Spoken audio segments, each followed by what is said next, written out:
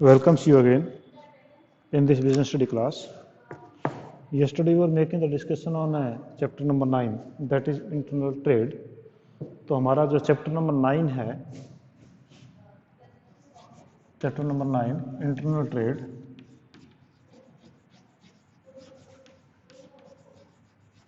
ये हमारा चैप्टर जो है वो प्रोग्रेस में था।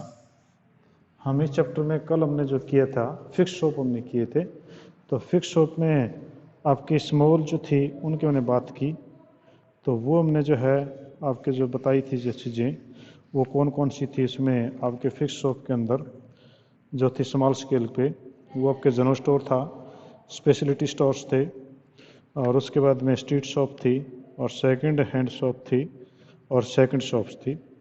और इसके बाद आज हम स्टार्ट करेंगे that is a large scale fixed retail shop.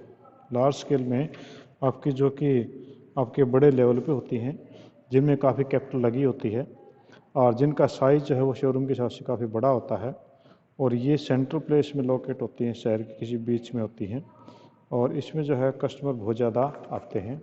और इसमें मेनली आपके पास जो आपके सिलेबस में है वो 3 हैं। पहला आपका डिपार्टमेंटल स्टोर, ठीक है। तो हम जब डिपार्टमेंटल स्टोर की बात करते हैं,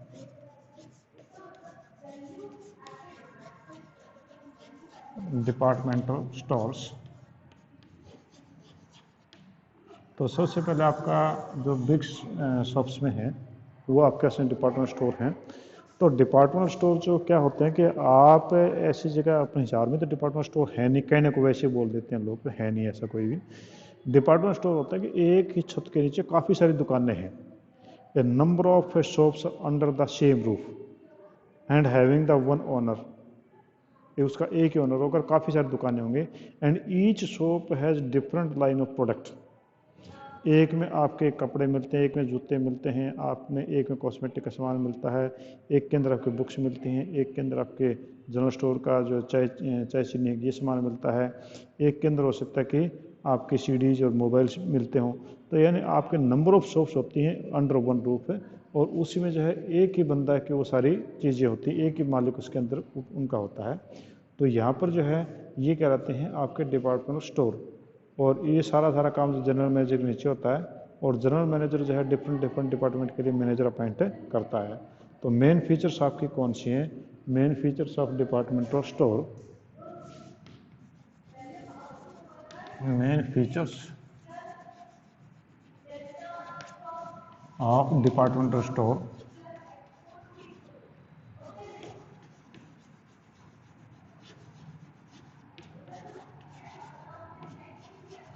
डिपार्टमेंट स्टोर्स की मेन फीचर कौन सी हैं?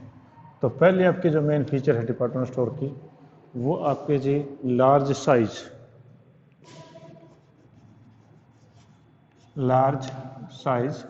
जो आपके डिपार्टमेंट स्टोर होते हैं इनका साइज काफ़ी बड़ा होता है, आपकी और जो दुकानें होती हैं काफ़ी छोटी होती हैं, पर डिपार्टमेंटल स्टोर जो है वो लार्ज रिटेल शोरूम होते हैं, इसके लिए जो है लार्ज साइज और लार्ज इन्वेस्टमेंट में चाहिए होती है। सेकेंड है wide range, second is wide range. इसमें जो भी आपके प्रोडक्ट हैं उनकी काफ़ी ज़्यादा वाइड रेंज होती है, और इसमें जो है लो प्राइस से लेकर के वेरी एक्सपेंसिव प्रोडक्ट तक इसके अंदर शामिल होते हैं, ठीक है जी। और departmentally organised, third is departmentally mentally organised. इसमें पूरा का पूरा जो डिपार्टमेंट है, डिपार्टमेंट स्टोर है, इसके अंदर जो है सारे के सारे डिपार्टमेंट अलग होते हैं, अलग अलग डिपार्टमेंट होते हैं, यानी आपका इसके अंदर सारी चीज़ जो है एक डिपार्टमेंट के हिसाब से ऑर्गेनाइज्ड की होती हैं। तो इसमें आपके वन लाइन प्रोडक्ट है, कपड़े का अलग डिपार्टमेंट है, जूतों का अलग डिपार्टमेंट है, बुक्स का अलग डिपार्टमेंट है, मोबाइल का अलग डिपार्टमेंट है। तो डिपार्टमेंटली ऑर्गेनाइज्ड होता है। और सेंट्रल परचेजेस, सेंट्रल परचेजेस,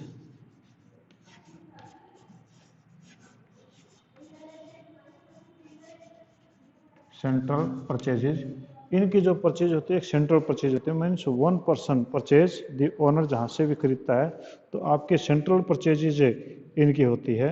तो वो सेंट्रल परचेजेस का ये होता है कि उसमें सस्ता मिल जाता है माल इनको, यानी जो डिफरेंट डिफरेंट डिपार्टमेंट्स है they hand over the requirement list to the main purchaser, और वो जो है आगे फिर ऑर्डर देता है, तो उनके परचेजेस वन पर्सन ही करता है एक प्रकार से, ठीक है।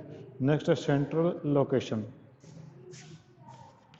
Central location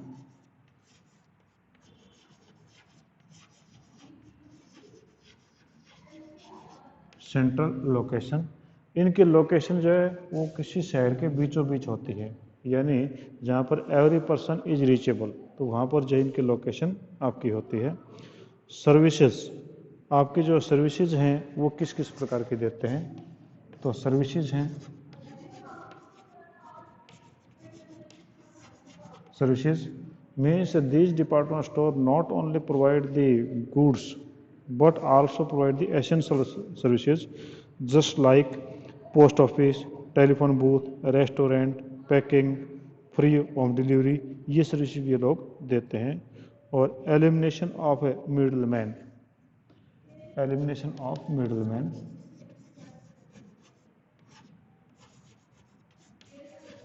elimination of middle man, आपके जो मिडल मैन हैं उनका एलिमिनेशन भी यहाँ पर हो जाता है, बिकॉज दीज पीपल पर these department store purchase that goods directly from the manufacture and sell directly to the customers, it means there is a elimination of a middle man. Advertising, advertising,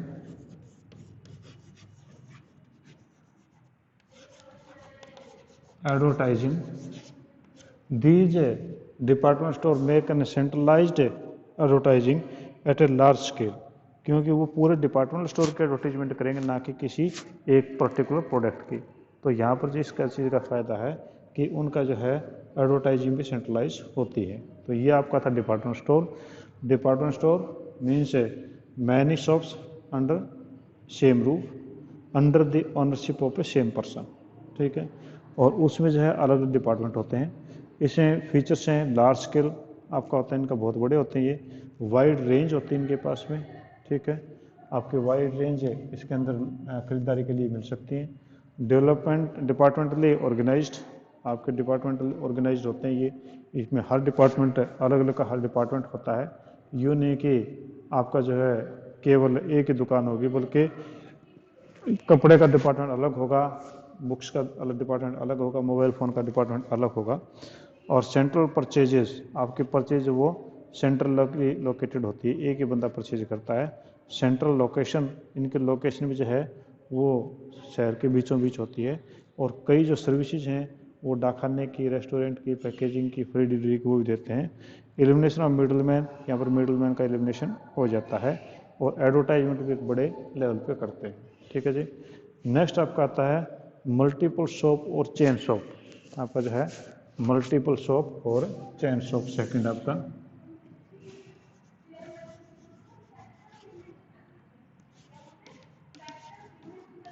multiple shop, shop और chain shop,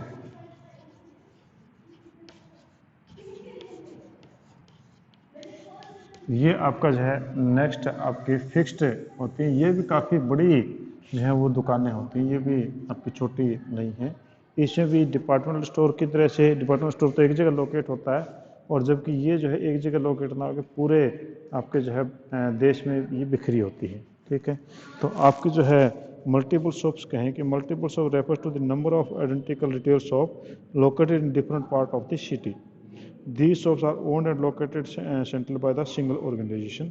तो आपके जो हैं, आप एक शहर में या पूरे भारत में अगर किसी की मल्टीपल शॉप्स हैं, तो आप देखोगे उन दुकानें दूर से पहचान में आ जाएंगे आपके।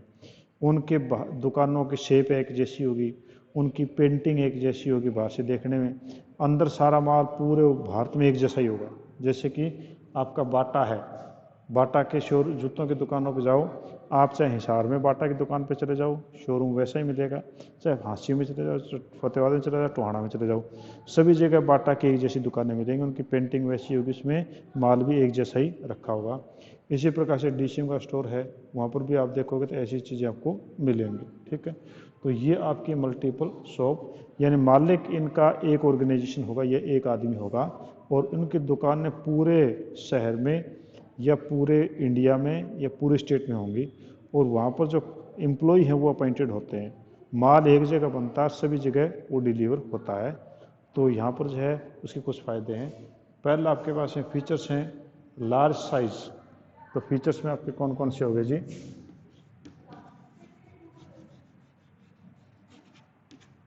Features of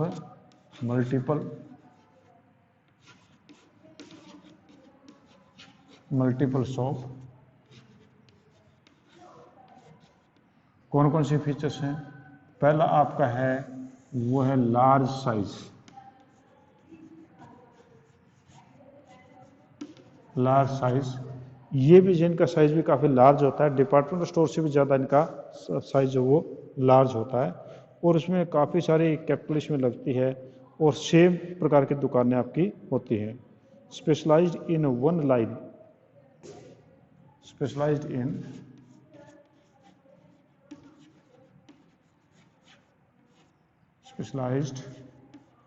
in one line, इसमें एक लाइन की स्पेशलाइज होगी। जैसे कि बाटा है, जूतों की लाइन है, पूरे के पूरे जूते ही मिलेंगे उसके शोरूम में। डीसीएम में कपड़े का है तो कपड़े ही मिलेंगे उसके अंदर। ठीक है, इफ़को का खाद है तो खाद ही पूरे दुकान में मिलेगा। तो यानी वन लाइन आपकी प्रोडक्ट होगी। सेकंड है सेंट्रलाइज्ड परचेजिंग। तो सेंट्रलाइज्ड परचेजिंग, इसमें भी ये भी कैरेक्टरिस्टिक्स हैं जैसे इसमें थी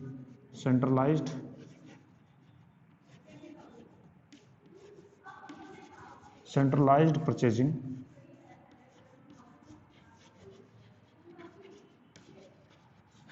यहाँ पर जो परचेजिंग है वो सेंट्रलाइज होती है, यानी या तो मैन्युफैक्चरिंग करेंगे ये लोग या परचेजिंग करेंगे तो सेंट्रलाइज होगी। तो सभी प्रोडक्ट एक जैसे होंगे, आइडेंटिकल प्रोडक्ट होंगे पूरे, जब जहाँ जहाँ शोरूम है सभी जगह एक जैसे ही आपको मिलेंगे। और डिसेंट्रलाइज्ड सेल, तो आपकी जो नेक्स्ट है डिसेंट्रलाइज्ड सेल।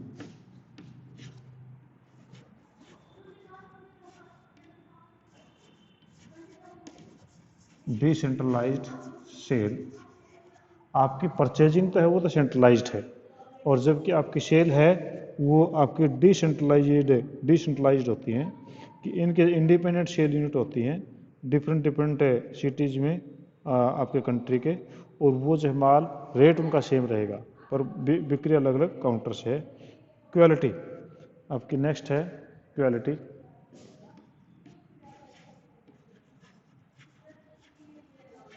क्वालिटी, तो naturally these chain shops has a good quality product.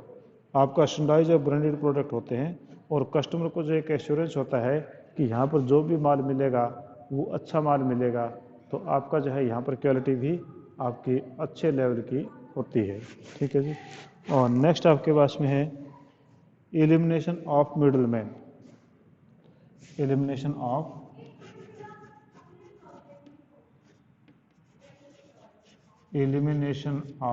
Middleman.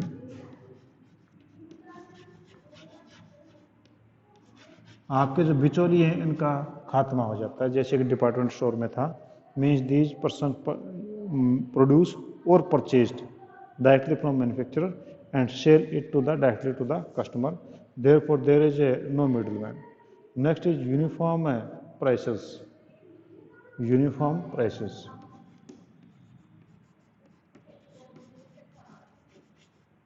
uniform prices means there is a uniformity in prices. If you purchase the one product from Hisar and same you purchase from Bombay, the price should be same, क्योंकि पूरे भारत में इनके price एक जैसे आपके होंगे। Cash sales, next is cash sales means there will be cash sale, no credit sale is available there. तो यहाँ पर जो कैश बेस पे होता है। तो ये आपके जो है आपकी मल्टीपल शॉप या चेन शॉप की आपकी फीचर्स हैं। तो हम जो है दो चीज़ें की हमने, एक तो क्या डिपार्टमेंट स्टोर और एक हमने किया मल्टीपल शॉप्स या चेन स्टोर्स। ठीक है जी। और इन दोनों में डिफरेंस क्या है, वह दोनों को सेम ही लगता है आपको कि एक जैसे पर एक जैसे नहीं है। तो डिफरेंस देखिए बुक में आप निकाल लीजिए।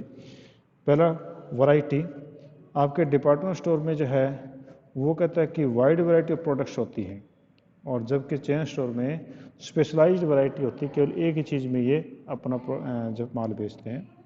क्रेडिट और कैश, डिपार्टमेंट स्टोर में आपकी जो है दोनों चीज़ें फैसिलिटी मिल जाती हैं कई बार, कि आपकी उधार भी और नगद भी, जबकि चेन स्टोर में केवल नगद ही होता है। लोकेशन, आपके डिपार्टमेंट स्टोर जो हैं वो सेंट्रल लोकेटेड होते हैं बिग सिटीज़ के अंदर। ठीक है, जबकि आपके चेन स्टोर्स होते हैं आपके लोकेटेड होते हैं डिफरेंट लोकेलिटीज़ के अंदर, डिफरेंट लोकेलिटीज़ में।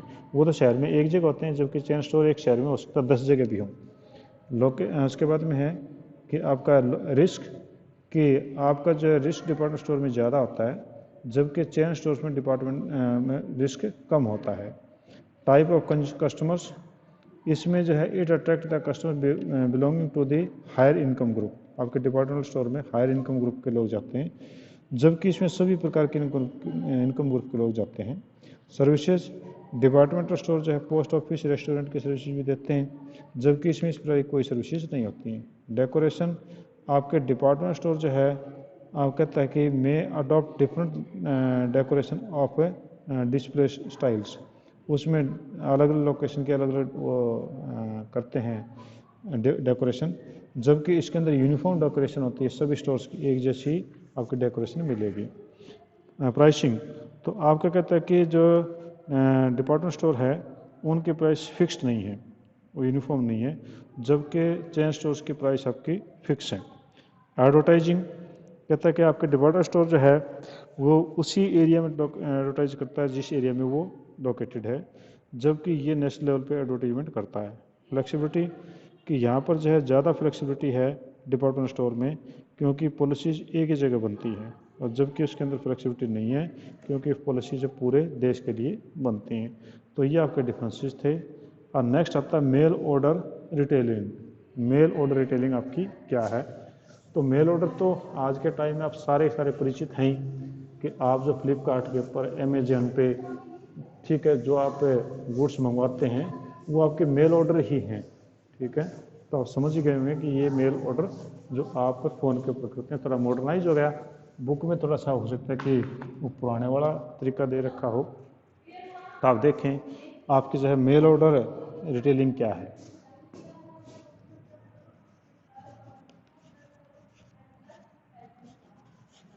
Mail order retailing,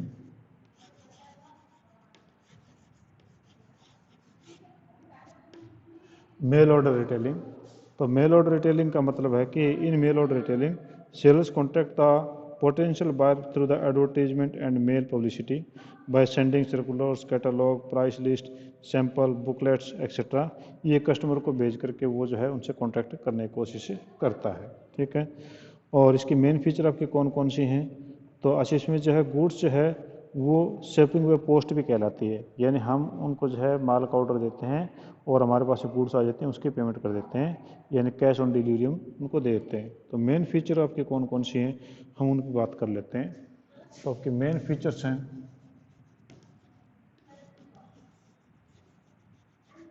main features of male order और मेल ऑर्डर रिटेल। तो आपके कौन कौन से फीचर्स हैं? तो पहला तो कहता है कि ए detailed mailing list containing name and addresses of the potential customers is maintained by the mail order houses। यानी आपका जो है डिटेल्ड मेलिंग लिस्ट होना चाहिए होती है इनके पास में, detailed mailing list, mail list, यानी एड्रेस इनके पास में होते हैं। ये एड्रेस है, चाहे आपके साइट से लेते हैं, चाहे आपके टेलीफोन डायरेक्टरी होती है तो उससे लेते थे, जैसे भी ये इनके पास में होते हैं। दूसरा, seller send the circulars catalogue to the customer by post, यानी अब पोस्ट का ज़माना तो नहीं रहा, अब ये चेंज हो गई है। तो आपके पास में जो है वो कहते हैं price list, price list send to customer. Customer को जो है ये प्राइस लिस्ट सेंड करते हैं, बाई पोस्ट करते हैं, ठीक है, क्योंकि पुराने ज़माने की बात मैं बता रहा हूँ आपको। और कहता है customer also placed order by selecting the goods from the catalogue. और उसके बाद में जो है customer place order, customer place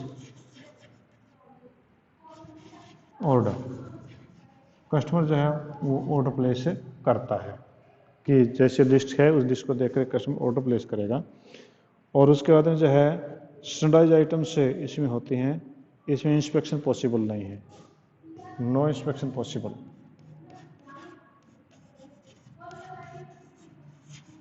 no inspection possible.